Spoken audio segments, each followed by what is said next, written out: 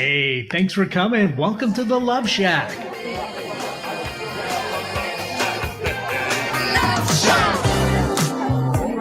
Hey, welcome to the Love Shack. It's a little place where we get together, explore fresh perspectives, and eavesdrop on juicy conversations in an attempt to discover the things that really matter while having a little bit of fun along the way. This is episode number 89, Why the Stories We Tell Ourselves Often Hurt Our Relationships.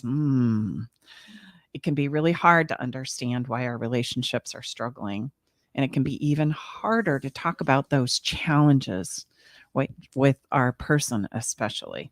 In order to make sense of what's going on as human beings, we have an explanation that happens internally for us. It's a story that explains for us what's really going on.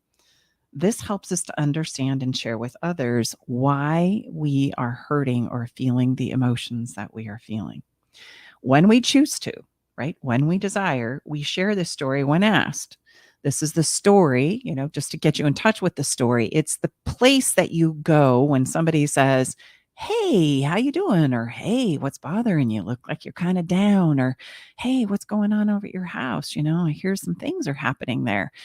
The next thing that happens is we share our story, our interpretation of the way that we think things are playing out and why they're playing out the way that they are.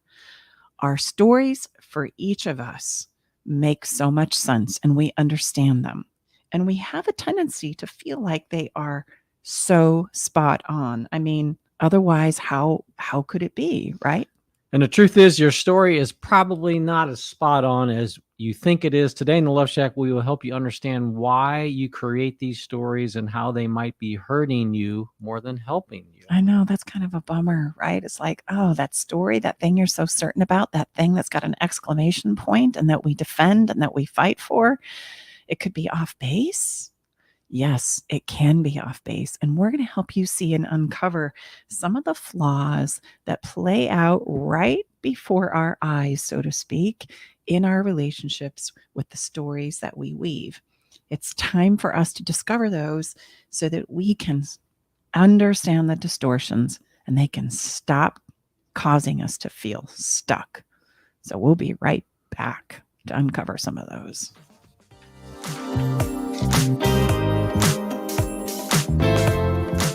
I met Stacy and Tom about 2 years ago. I was at a point in my relationship where I was ready to file for divorce. Not that I wanted to, but I just felt hopeless and helpless. I'd been through other counseling and coaching and didn't find any success. With Stacy and Tom's methods, I was able to eliminate insecurities, set boundaries, plant my flag, eliminate rabbit holing. I was separated from my wife for a year, and I have since moved back home for the last 6 months now. I still refer back to a lot of the teaching that Stacy and Tom provided, and it's helped me. It's well worth it.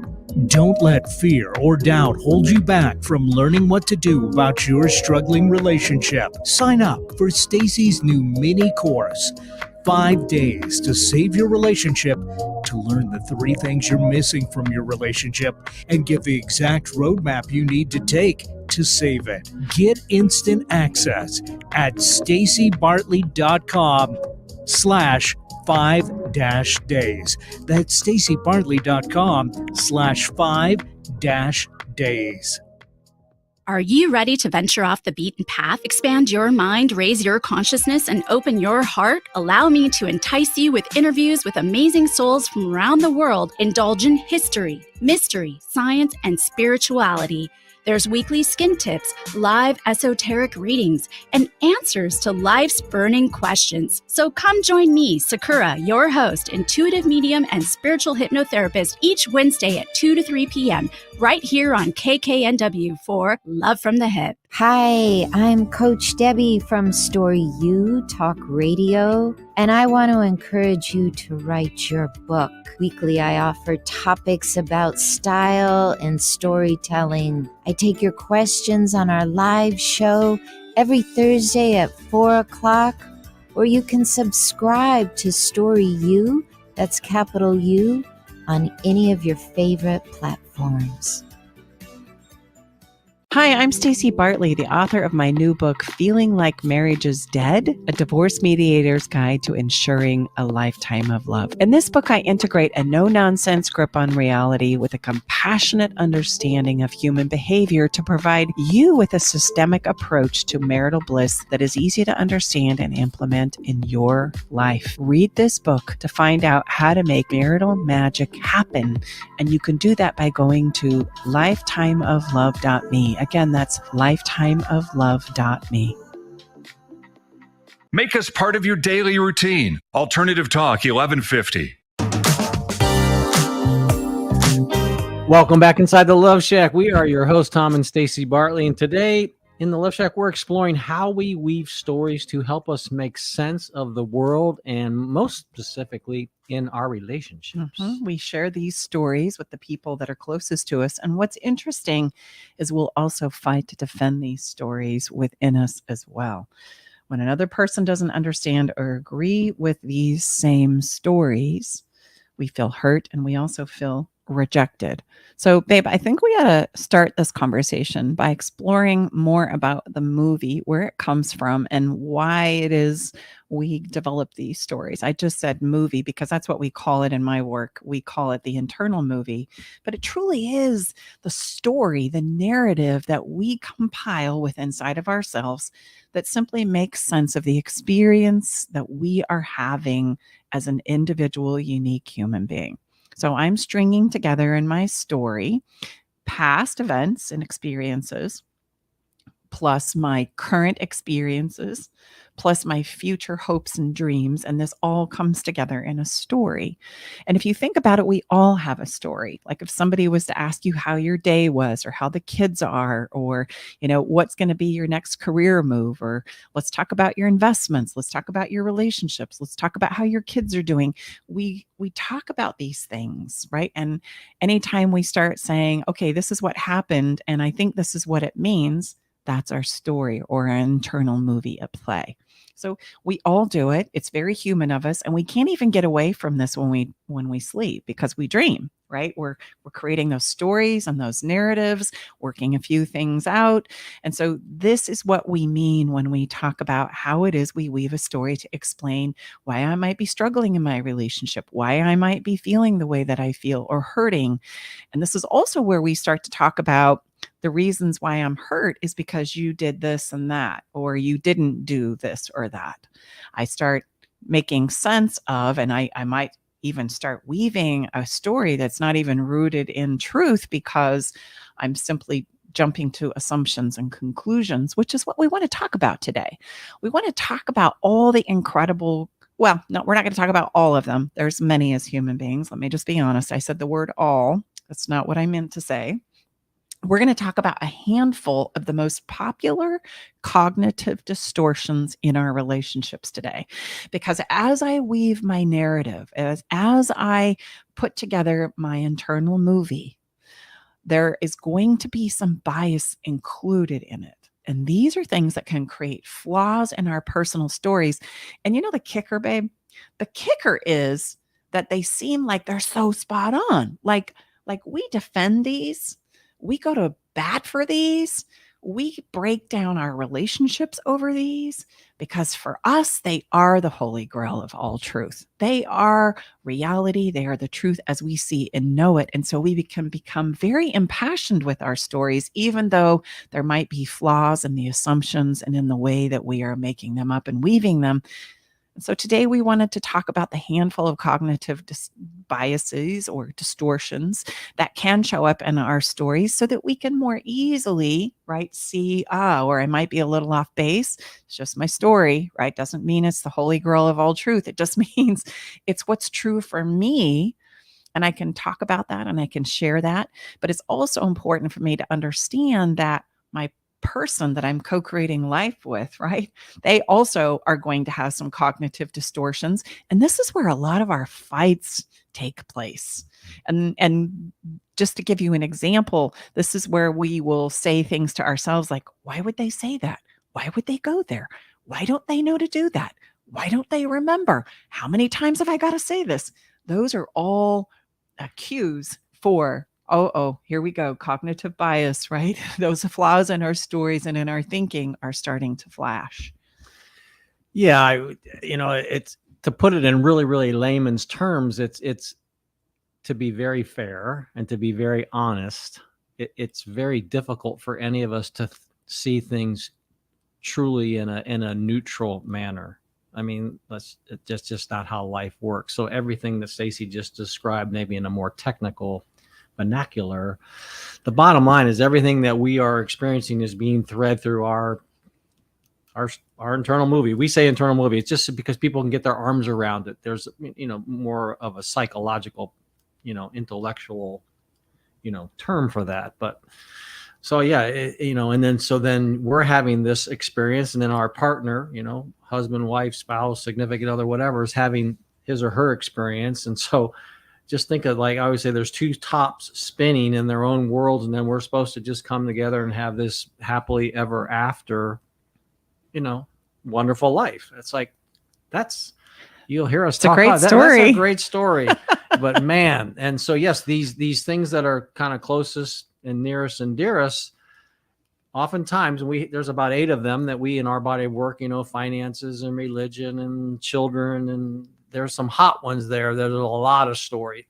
So when people are coming together, you're navigating some places of huge differences, and we have a hard time accepting those differences because they're almost like we're being attacked to the core of who we are. Mm-hmm. Well, the interesting thing to note about your internal movie, your story, is that you're the only one that's seeing that story. Like, you are literally in a movie theater inside the mind that you possess, and you are creating a narrative that is absolutely true for you and valid and spot on for you, but it may not be the same for anyone else, i.e. your partner.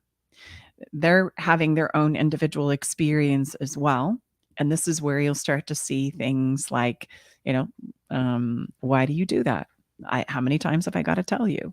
Because we're all having a very different internal experience, and the way we think it needs to go and the way we feel like it should go is according to our own personal narrative. And we have a tendency to want to make people be like us, to think like us, to be like us. And yet that's entirely possible. We also like to do the other thing where I know what you're going to do. I totally know what you mean when you say or do that, or you have that look on your face. Don't tell me otherwise, right? These are all examples of these cognitive biases and flaws that can start showing up in our conversations. And then we build on those as though they are the truth without realizing actually they're flawed. And I'm just going to be honest with you. This conversation today may challenge you, but if you will listen really with an open mind, I guarantee you there's going to be some places where it is really going to set you free. The reality is we all have biases. In fact, we are going to live those biases day in and day out because it's so much a part of how our brain works and how we operate as human beings. So if they're going to be a natural, normal part of the process when it comes to exploring and understanding our internal movies, then it's good for us to also understand and become familiar with all the possible flaws as well. Right. And that's important because if I want to share my movie, I have to also understand that it might be flawed, that it's not going to be spot on. There's going to be places where it's a little off base. So I want to vet those out with my person. And then I also have to give my person the time and space to have their own internal movie and to do the same with me. And it's a funny thing when we start sharing movies, right? It's like, if I take the time to understand your movie, yours is going to get contagious and get all over me, and I'm going to lose my own place. I'm going to lose my own narrative. I assure you that is not the case. We are all safe. Your story is going to be your story until you and you alone decide to change it, right? If we hold it in that way. And it really is reality to us. So I get that this is like challenging. This is like the ultimate of push-ups to understand that, my movie might be off base. I'm sure yours is. I'm sure I'm so spot on and you're the one that's got it all messed up. And round it goes in most of our communications and conversations as a couple. And this is where we get stuck. Okay, so the first thing is, if you can, take a breath and just allow people to understand that sharing our movie helps us feel heard. It helps us feel validated. It helps us feel like, okay, you value what it is I have to say, even though you may not agree. And that's a good place for an emotional push-up, right? And then as the conversation progresses, we can start to uncover some of these cognitive biases or flaws in our stories, right? And I just want you to open up and take a ride. And I hope that this is going to put a smile on your face where you kind of go, oh my gosh, I do that. I do that. Oh my gosh, because it's true for all of us. It's not right just true for some of us. No one is exempt. Exactly. So again, in spite of the feelings of certainty in our personal movies, it's important for us to remember that they can become skewed through these cognitive distortions. And the first one that I want to talk about with you is called asymmetry, actor-observer asymmetry. And it goes like this. When other people do something wrong, or what I perceive to be wrong, we assume automatically that their intentions were bad. Okay, so you forgot to take the trash out, or you forgot to swing by the store and pick up that chicken I asked you to grab, and I'm going to assume that your intentions were bad.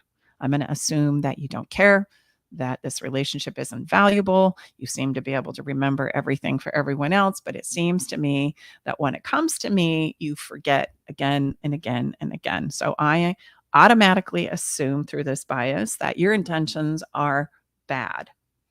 They're ill-intended.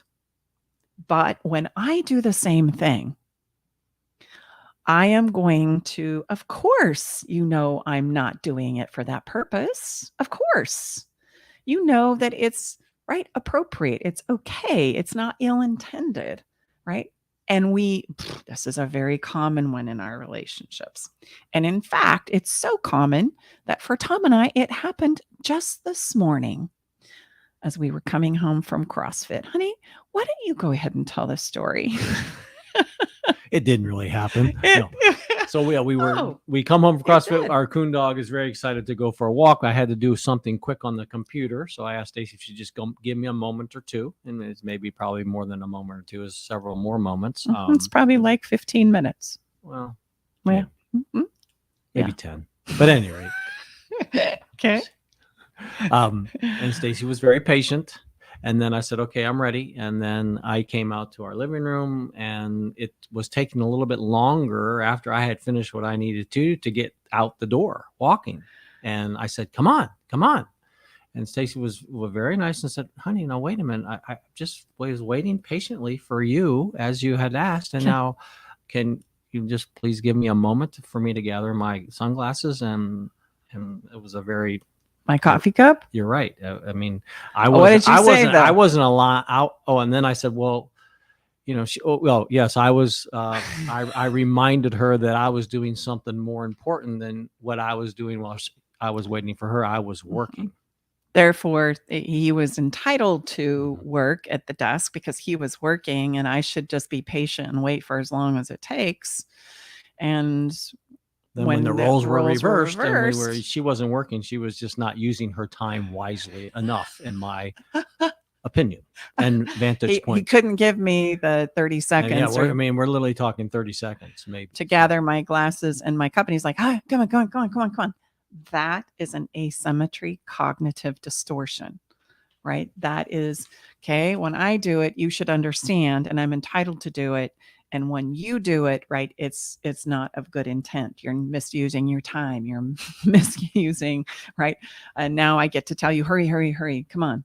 I've been waiting too long. It's a great example of that.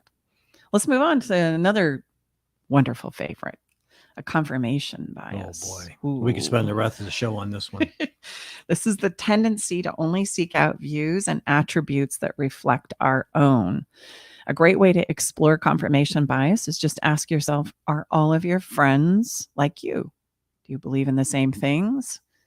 Do you have the same spiritual, religious practices? Or even similar? Do you pride yourself on raising your children or running your households the same? Do you have the same political views? right? And this is where our confirmation bias can start wreaking havoc in our relationships and in our families, right? Especially around the politics, et cetera, right now. It's a confirmation bias where we only seek out things that we believe deep down are true, and we're unwilling to hear anything to the contrary. Well, I have a really good one here. I mean, or you say you hold yourself in a certain manner, and you would literally bet your life that would something outside of those standards wouldn't happen. Mm-hmm. Well, I have a really good one here, and I'm going to disclose it publicly. So, drum roll. If you've followed us for any period of time, you also know I've been a real estate appraiser for many years. And, a couple months ago, I was out on a Saturday and had some conversation with a listing agent of this home and said, schedule the appointment on a Saturday, and said, if my clients are not there, they're where you're coming, just go ahead and use the lockbox, which is a little lockbox that I am a member of the association. Just let yourself into the front door. So I pull up, and I've appraised about 13,000 houses in 25 years. So I've been, kind of through this thing a few times here and there. So drive up, good Saturday morning. I like Saturdays because they're kind of quiet, not too many people out. Everyone's lower key, no one seems to be in a rush. And so, I pulled up to my house. I think, gosh, there's a car there. The agent told me that they would be most likely gone. But I said, let me just go ahead and, ring the doorbell. And I did, and no one came. And so I went around to the side, got my key to the home out of the lockbox, and opened up the front door and started to walk in. And I see a man walking down the hallway, kind of his hair, and realized he was just greeting me from not expecting me out of bed. Yeah, with bedhead. And I'm thinking, oh my gosh, I'm so sorry. I was told that you wouldn't be here, or if you were here, you were going to be knowing. He said, no problem. I thought you were coming later. So he said, oh gosh, no. He said, no, that's fine. Go. I said, I'll start on the outside and then go into the garage, and then I'll ask to come into the home. So I'm out there measuring and stuff. And then I always do the actual measurements in my car on my iPad. And all of a sudden I just had this, how sometimes you get these unbelievable feelings and intuitively. And I happened to look right next door, because when I pulled up, I realized, and I remember when I ran my data that there was a home nearby that was also for sale. So I looked next door, saw that home, and then remembered I'd waved to the people that were in the driveway, and then looked at my home and looked at the name on the for sale sign. And the name on the for sale sign was not the name of the person that I talked to. Houston, we have a problem. The bottom line, ladies and gentlemen, is I went into the wrong house. So my confirmation bias literally could have gotten me killed legitimately, because I was walking into a home I wasn't authorized to be walking into. Mm-hmm. And thankfully, I came clean really fast once I had realized my confirmation bias and huge error, and said, sir, I need to come clean. I've got a lot of egg on my face. I shouldn't be here right now. I should be next door. I am so sorry. And thankfully, he was very understanding. Mm-hmm. This shows up in our relationships big time. And it's going to feel a lot like any time your partner is saying something that you don't even want to hear. It could be the same old conversation again and again and again, right? And you notice that you're like, oh, not this again. Oh, we're not going there again. That's a confirmation bias. We're going to, talk about this again, and I know how it's going to go, and I don't even need to listen anymore. So I'm just going to go ahead and check out, right? And we think that by shutting the conversation down in this bias, that is going to solve our problem, and it will not. It will circle back up again and again and again and again until there's a level of understanding on both party sides. Babe, there was a time when you and I first came together, we really struggled with the alarm clock too. That was a simple, confirmation bias where he was just so certain he had to set the alarm clock or I wasn't going to be able to get up. And I was so mad that he would continue to set it, because it made me feel like I was so incapable and weak. Like, I can't even set my own alarm clock. Like, oh, that's bad. How must you view me is what would play out on my story. Like, that you've got to set the alarm clock for me, heaven forbid I got to do something a little more taxing, And so it wasn't, and this went round and round and round until finally we could come to a place of understanding everybody's perspective around this, and came up with a solution of, he gets to ask me if he would like me to have him set the alarm clock for me. But if ultimately I get to choose. And he would say he wouldn't, and then he'd sneak in and set the darn thing, and it'd go off in the morning, and I'd lose my mind, right? Here we are in our own confirmation bias. I was so certain that he was communicating to me that I was incapable, and he was so certain that he needed to set it, or all, chaos and mayhem was going to break loose. Those are great examples of a confirmation bias. Where do you see them in your own life? Where do you see them playing out in your relationship right now? In that story that we tell ourselves? I'm sure they're there. So let's step into another one that's quite famous and popular. This is called the composition division bias. And this is the tendency to judge a whole group based on the actions of one person. It's also the tendency to judge an individual, that same one person, who is affiliated with a group. So you wouldn't have to look very far to see this bias playing out in society and in our lives right now. So this is why we might get really upset if by chance we are in some kind of a political divide in our relationship. You can't affiliate with those people, regardless of what side of the aisle you're on. I don't know how to relate to you if there's a religious group that you're affiliated with that I don't understand or want to be a part of. They all act like X, where if you potentially would start, getting in a relationship with some of the members of those particular groups, you would find that they don't all act like X. That's just that's our composition and division bias. Absolutely. And so we tend to steer away from the group of people, and by chance you all of a sudden have your person involved in that group, it becomes this idea and this distortion of it's either you're with me or you're against me because you're a part of that group. Well, you have how about share with us? I mean, Stacy enjoys raw food, and and some of us in these maybe atypical dietary choices, we can then group all of those people that choose to enjoy raw food. Stacy also enjoys a hamburger sometimes. I love a hamburger. That's interesting. That's not what I would associate someone that is a raw foodist.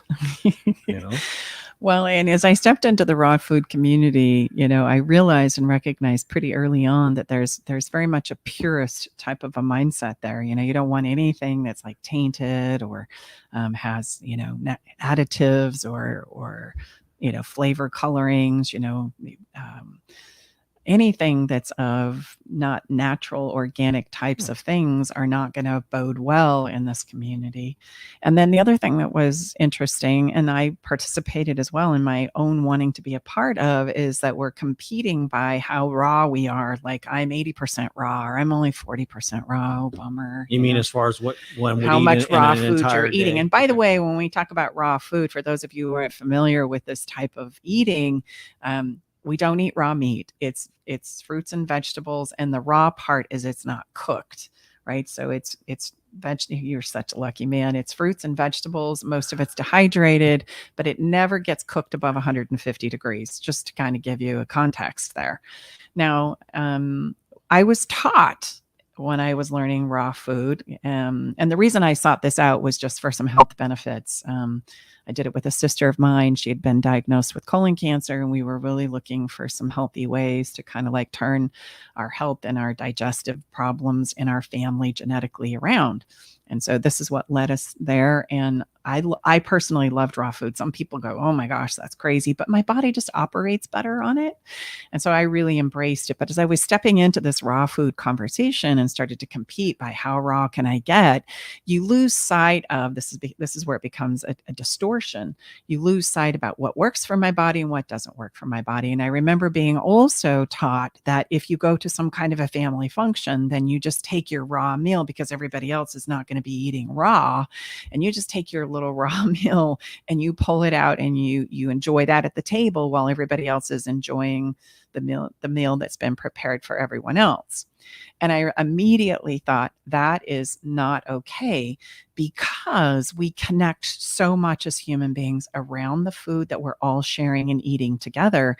I could see where that could become very offensive to somebody, even though I'm trying to do a good thing for my body. It would limit my ability to connect with the people at the table because we weren't sharing the same food. And instead of, right, just going down that road, I went, you know what? The value of connection and having a conversation over whatever food is on the table is just as healthy for my well-being as the food that I'm eating. And so I used to teach in my classes, hey, do raw because it helps you feel better and helps you, right, connect better. Set it aside if it's going to be something that inhibits you when you need to, so that you can connect with the people that you love and value the most. So yes, I will have a burger. Absolutely. Yes, I will sometimes, add some things that have, various seasonings in them that aren't qualified to be part of that food or part of that tribe. And just think about maybe your own cognitive bias that's getting kicked off right now as you're thinking about what a rafu might be, right? Like, who are those people, those purists? And we can go places with like paleo and keto, and we have these predisposed ideas about what we think a group is, but yet when we get into knowing and understanding the individual, those things don't prove out. They just don't. The reality is that when there is a group of human beings that come together, the group becomes a very complex mix of very individual perspectives. But we'll never see and identify that unless we get into exploring it and talking about it. I'm trying to remember the names as my brain is scrambling to just share one more little ditty. It was it was a white supremacist man who was running an organization who ended up becoming best friends with an incredible Black woman as they were competing about how the school system was supposed to play out on the East Coast. And that's a very vague telling of this story. I apologize, but that historically has happened. And I'll have to come back around and tell you the specifics of that. But those things happen where we have these cognitive biases, but yet when we really get to know the people, the human beings as an individual, it changes our entire perspective over that. So be mindful of grouping, all men or all women are this, right? Or all Christians or all Jews or all Blacks or all whites. Those are cognitive biases that are playing out again and again and again and again. Because none of us as a human being are all one way, let alone a group of us are all one way. We have very unique and individualized, right, and complex abilities and behaviors within inside of us as a human being, right? So everybody who's controlling is not a narcissist. Okay, for example, a narcissistic tendency is a behavior. It's not a person, and there's a lot more going on in there, right? So we tend to put these labels on things and go, yeah, got it handled. Oh, I know who you are. Yeah, don't tell me anymore. Here's the hand. And we will defend those, right? And so I don't use a lot of labels in my work. That is something that we talk about just enough to understand, but understand we all have the capacity to be a narcissist. We all have the capacity to be many, many things. And based on different situations and groups that we may find ourselves in, I could show up like that, right? I can do those kinds of things if I choose to, and I'm not aware of them. So, all right. We ready to move on to the next one? Yeah, and excuse me, I would just add that, the way I see it is when we don't step into these automatic assumptions and biases, it requires a heck of a lot more of us. For sure. And that's why it's hard work. And that's why it takes, as Stacy likes to call it, a lot of emotional push-ups, repetitions in the emotional weightlifting gym, because where does one go to practice expanding our ability? It really kind of doesn't exist. Stay tuned on that one. But nevertheless, so this requires more of us, no question. It's easy to just default, but that's not what we're about. We're about what we're all about, Stacy and I are about, is helping people create and experience a lifetime of love. But amongst that is not going to be fairy tales and rainbows. There's going to be a lot of these opportunities that Stacey and I just had one, guess a few hours ago, and we'll have one probably a few hours when we're done with this show. You know what I mean? That's the human experience.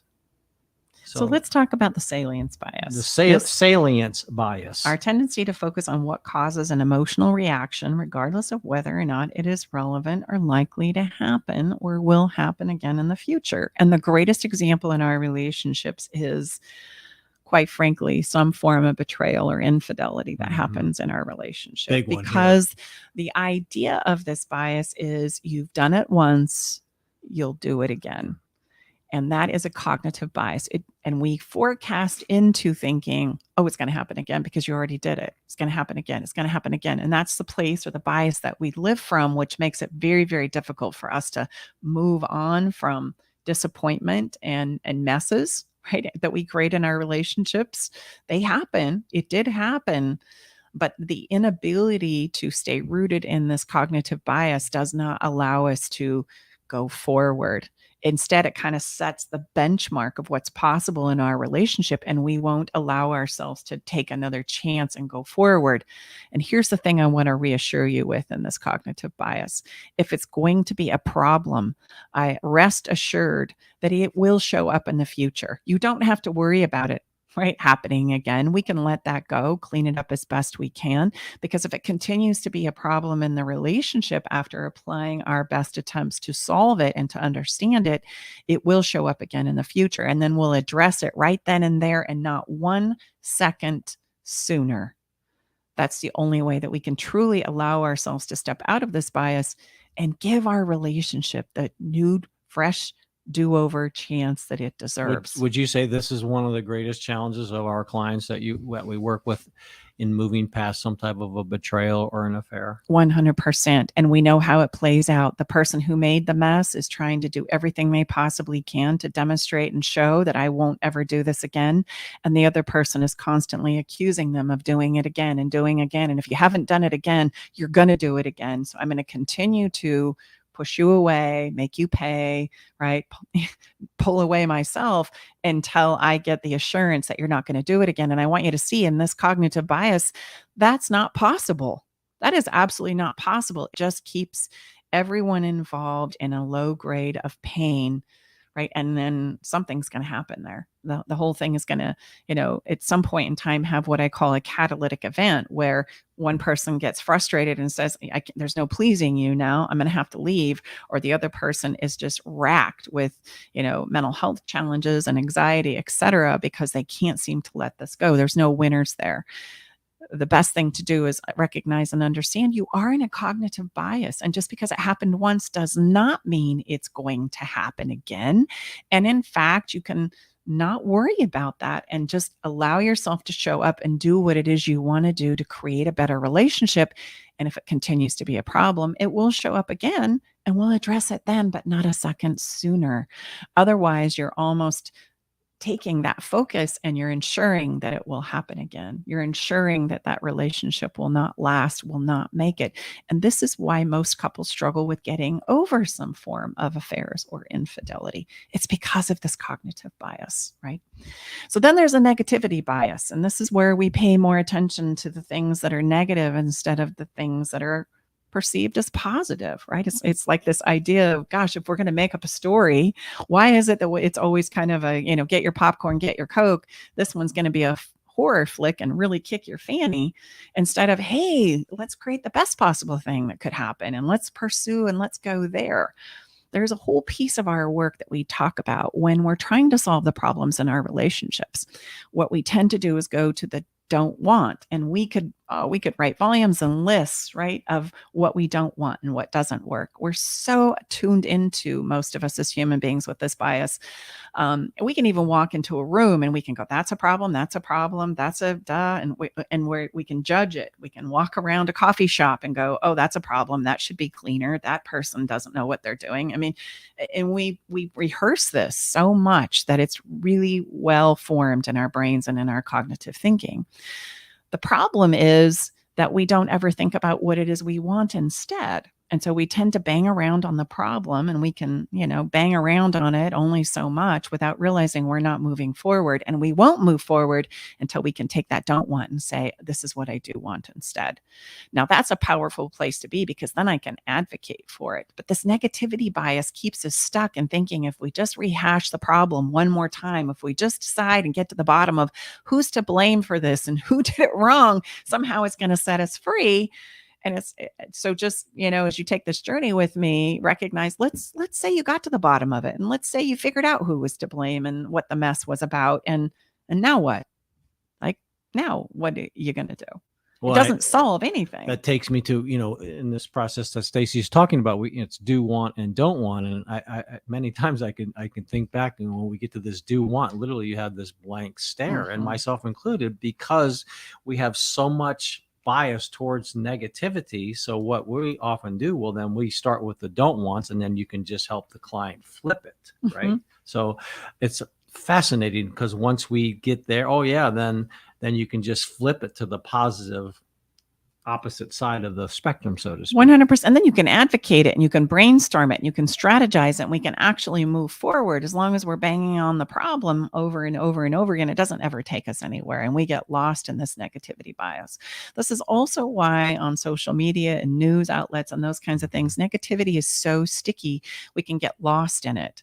And, I like to say, okay, if this is what you see is not working, what do you want to do differently then? Be the solution. Be for something instead of against something. It's a much easier place to go, especially when we're solving the challenges and problems that we face as lovers. We can only bang around on the problem to such a degree that it helps me get to a place of knowing what it is I do want. And then let's quickly as possible step into that.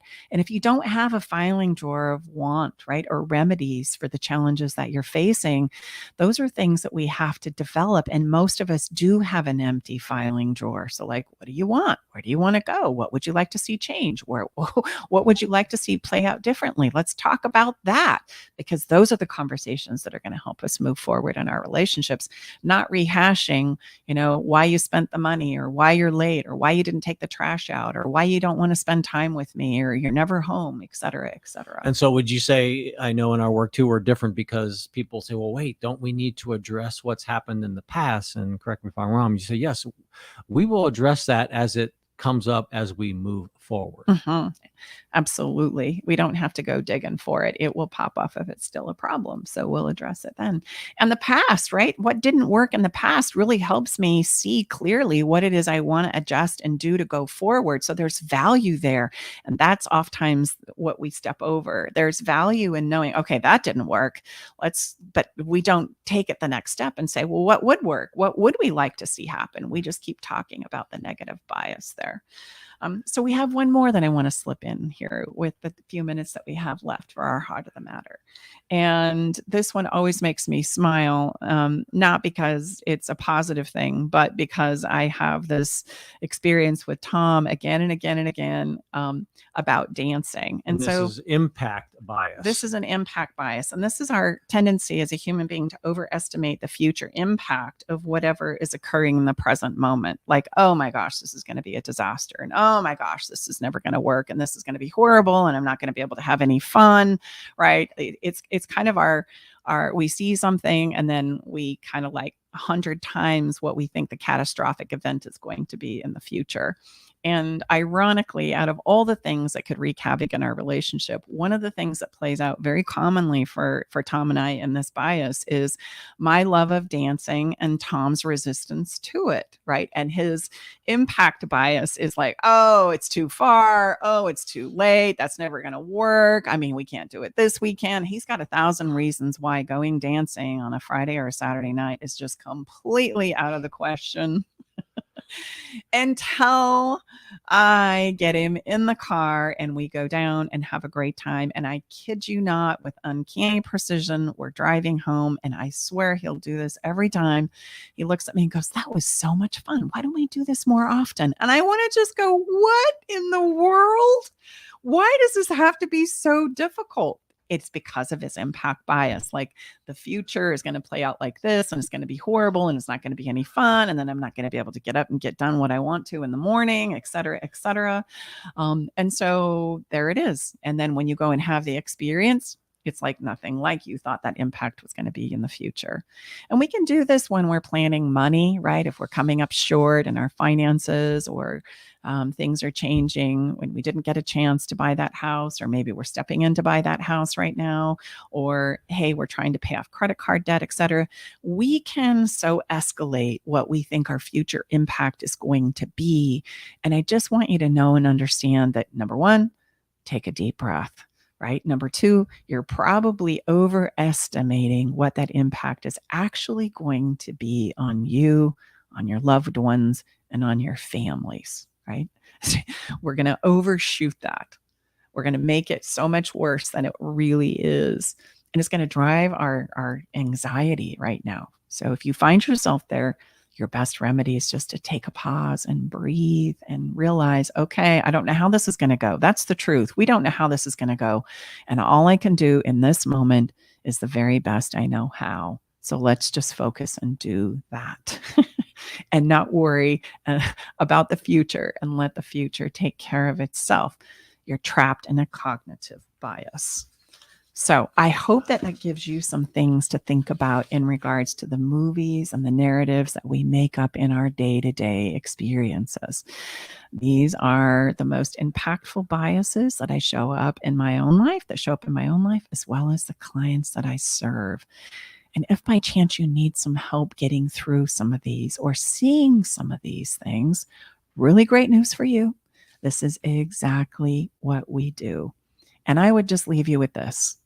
Anytime you think you're certain about anything, it would probably behoove you to just take another pass, right? Just explore maybe the possibility of maybe not being right. Similar to maybe going into the wrong house. Yeah. No, really, that I would have bet everything I maybe. had. So that's a good, just my, and then so for me, just to end this is like, gosh, so once I regather this was big. I mean, because I hold myself with, great respect for going into the right house. Obviously, that's important. But more importantly is, where else might I be this off and be so certain? That's what I would leave you with. Where else might you be off when you feel so certain? Just it's a great self reflection, self-analysis. Absolutely. All right. Let that sink in. We're going to take a quick break and be back with a little bit of follow the fun. And honey, I'm so excited to share this one with you. We'll be right back.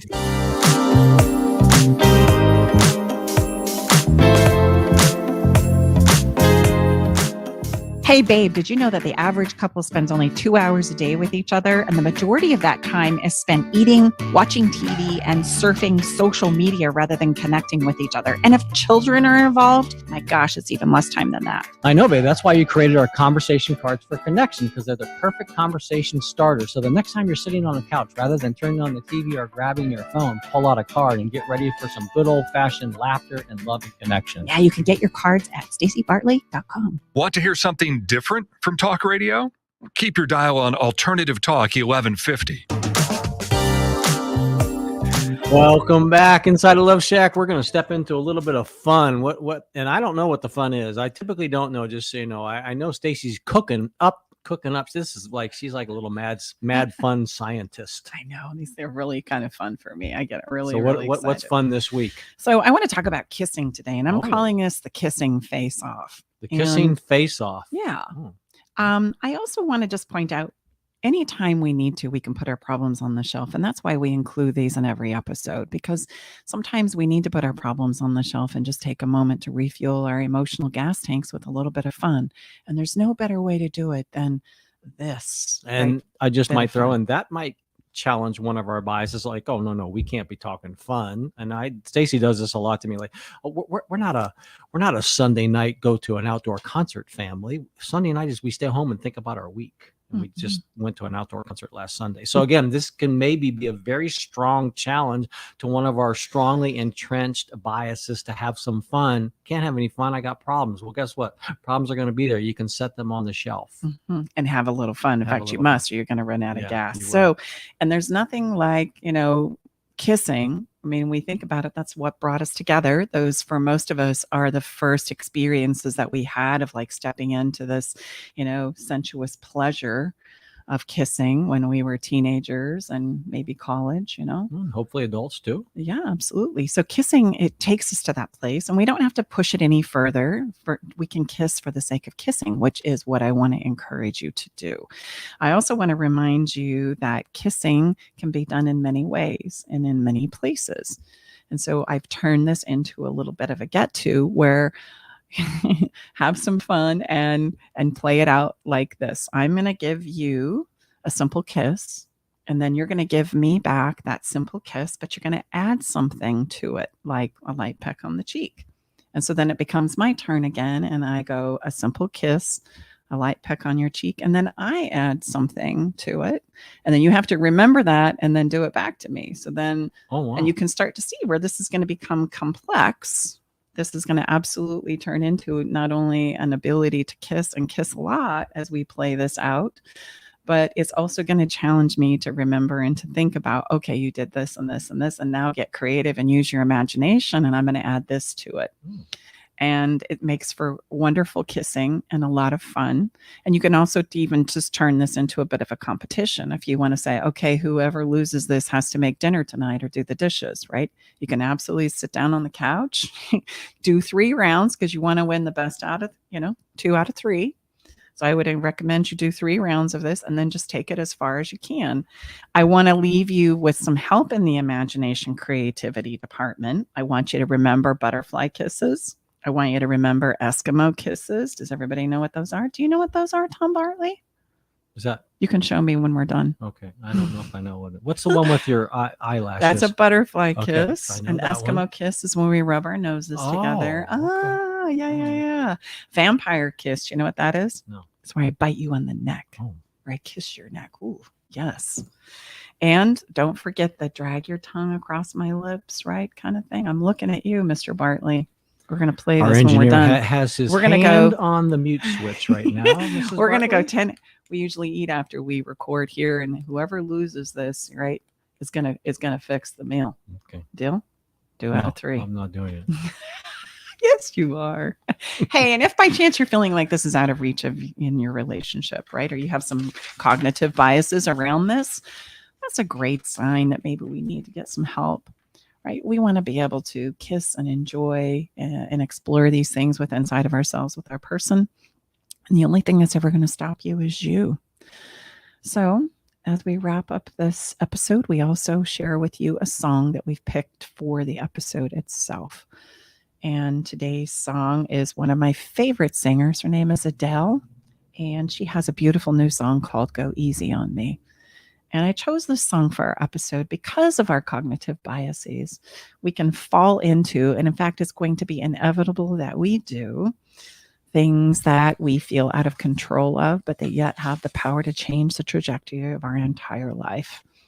And she says in the song, there isn't any room for things to change now. We're both so deeply stuck in our ways. And that's what can happen in our cognitive biases with each other. And so she's asking, please just go easy on me. And if I could impress upon you, we all need just a break, a breather, to be given the assumption that I'm not poorly intended, but that I'm here and continue to show up in this relationship because I do care. And ironically, the more I do care as a human being, the more these biases play out, the more fear, insecurity, and doubt starts to show up inside of me and inside of my relationship. So go easy on me and your partner. And gosh, if there's something that you would like us to talk about or some questions that you have as a result of this episode, please don't hesitate to reach out to us. Tom and I are very committed to having the conversations that are meaningful and helpful to you in your own life and in your own relationship. So reach out to us and know what those are. We would love to hear from you very much so. So any final words?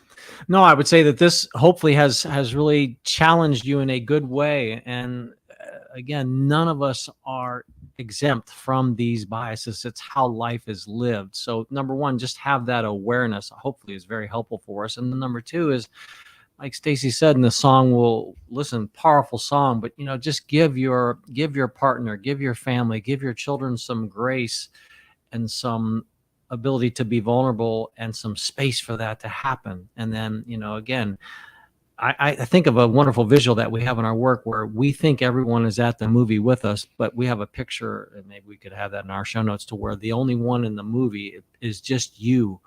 And so we're the only one in our movie, in our close, spouse, husband, partner, children. They're having their own movie internal experience. And so the magic is to create the space to where we can each share those movies in a way that doesn't trigger each other. And if you're all triggered, sit down and do the kissing face off. I promise it's going to put a smile on your face and help you feel a little bit better. But I mean, it's this is the sweet spot. If I say anything that Stacey and I are good at, it's this, and it comes through lots of practice. Mm-hmm. Absolutely.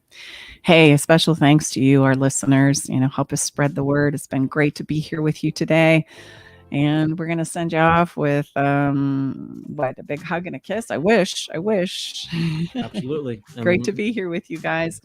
Come on back next week and join us for another episode of Love Shack Live. We'll be here. See you soon. Bye-bye for now.